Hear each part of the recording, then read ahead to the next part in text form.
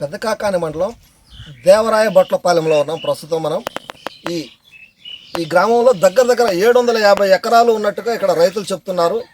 గత సంవత్సరం ఈ సంవత్సరం కూడా అకాల వర్షం వల్ల పంట నష్టపోయింది, చాలా నష్టపోయామని చెప్పేసి రైతులు చెప్తున్నారు. అయితే అన్నదాత బాగుంటేనే రాష్ట్రం సుభిక్షంగా ఉంటుంది. ఈ రైతులు ఈ అకాల వర్షాల వల్ల నష్టపోయిన వల్ల వాళ్ళు లబోదిబో అంటున్నారు.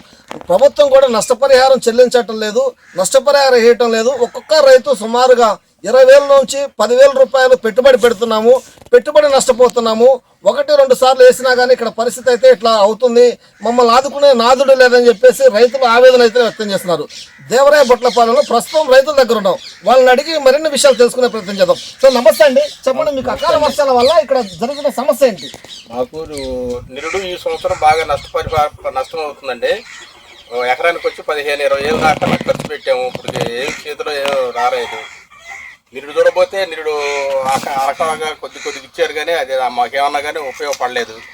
ఈ సంవత్సరం అయితే 10,000 దాకా పురుగు పెట్టున్నాము. ఇంతవరకు ఎవరు వచ్చి చూసిన వాళ్ళు లేరు అసలు. అది సంగతి. మాకు ఏటా నిరుడు ఈ సంవత్సరమే వస్తుంది, అంతకుముందు వచ్చి ఉండదు వరద ఎంతసేటు. నిరుడు ఈ సంవత్సరం మాత్రం బాగా వస్తుంది. 750 ఎకరం దెబ్బతినిపోయింది మా పొలాన. దేవరాయ బట్లపాలెం పొలిమేర ఇదల్లా. ఆ పేరు స్వామివేలు బసిరెడ్డిపాలెం, దేవరాయ బట్లపాలెం. అయితే ఏదైతే దేవరాయ బట్లపాలెంలో ఉన్న రైతులు ఉన్నారో వాళ్ళైతే ఆవేదన అయితే వ్యక్తం చేస్తున్నారు.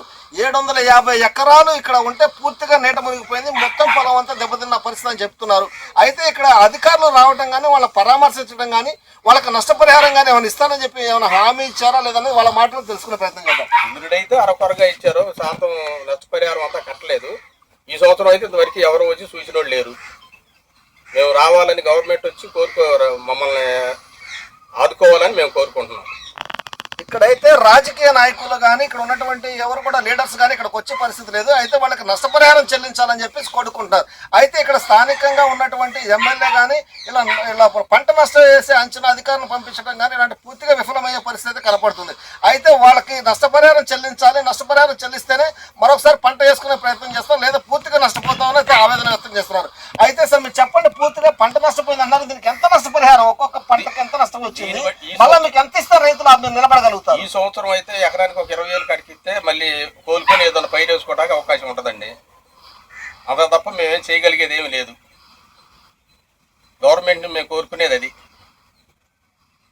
ప్రతి సంవత్సరం నీళ్ళు ఇట్లా పొలాల్లోకి వస్తున్నాయి, గత ఏడు వస్తున్నాయి. మరి నీళ్లు బయటకు పంపించే పరిస్థితి మరి ప్రభుత్వం చేస్తుందా లేదా మీరే చేసుకున్నారు వ్యక్తిగతంగా? ఏమి లేదండి, 15 రోజులు 20 రోజులు ఉంటున్నాయండి. వస్తే ఆ కాలువలు ఏమన్నా కానీ అక్కడెక్కడ కాలువలన్నీ తీసుకొచ్చి మా నెత్తి మీద పెట్టారు పైన. దాని మూలాన ఈ వరద పోవటం లేటుగా పోతుంది. అంతకుముందు వచ్చేది కానీ 4-3 రోజులకి వెళ్ళిపోయేది.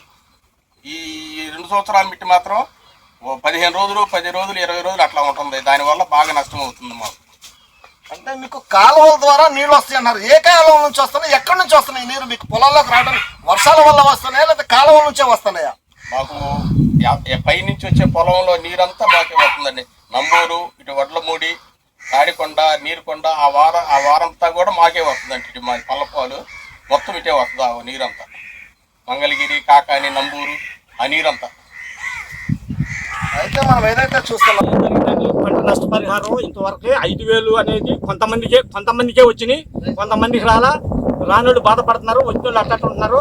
ఈ 2 సంవత్సరం పోయిన సంవత్సరం కానీ ఈ సంవత్సరం కానీ ఈ వరద వల్ల పయ్యోగులు వచ్చి మీద పడటం వల్ల ఎట్టన్నా కానీ ఒక నంబూరు గ్రామానికే 7,000 ఎకరాలు పంట లేదు.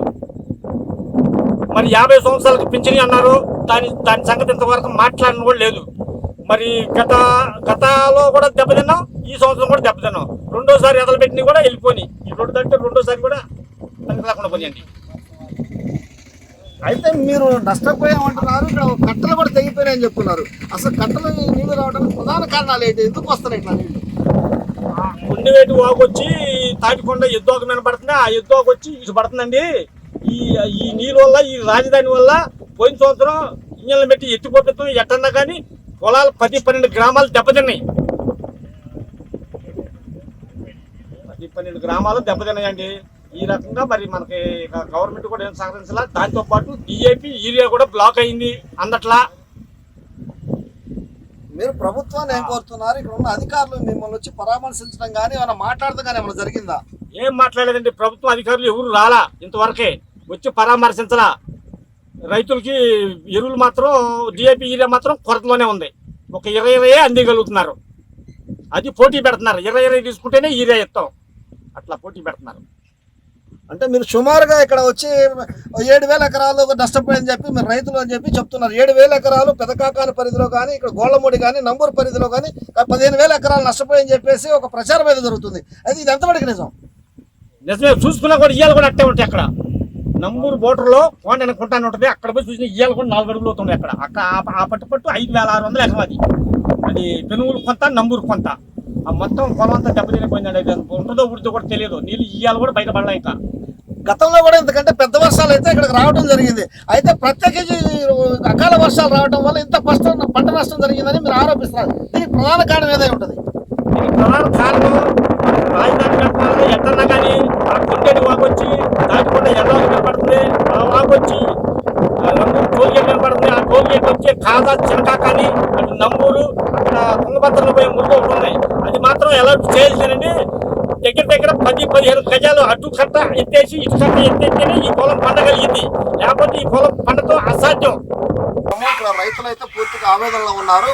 రాజధాని ప్రాంతం అయినటువంటి మంగళగిరి, చినకాకాని అటు ఉన్నటువంటి రాజధాని ప్రాంతం నుంచి వచ్చే ఎగువ నుంచి వచ్చే నీళ్లు మాత్రం పెదకాకాని మీదుగా ఇట్లా ఈ పొలాల్లోకి వస్తున్నాయి. మా పొలాలు పాడైపోతున్నాయి, పంట నష్టపోతున్నాం అని చెప్పేసి అయితే రైతులు అయితే ఆవేదన వ్యక్తం చేస్తారు. అయితే అధికారులు దీనికి స్పష్టత ఏదన్నా చూసి ఇక్కడ నీళ్లు రాకుండా కాలువల ద్వారా ఇటు మళ్లించే ప్రయత్నం అయితే చేయాలని, పొలంలోకి నీళ్లు రాకుండా చూడాలి. మేము రైతులుగా ఆవేదన అయితే చెందుతున్నాము.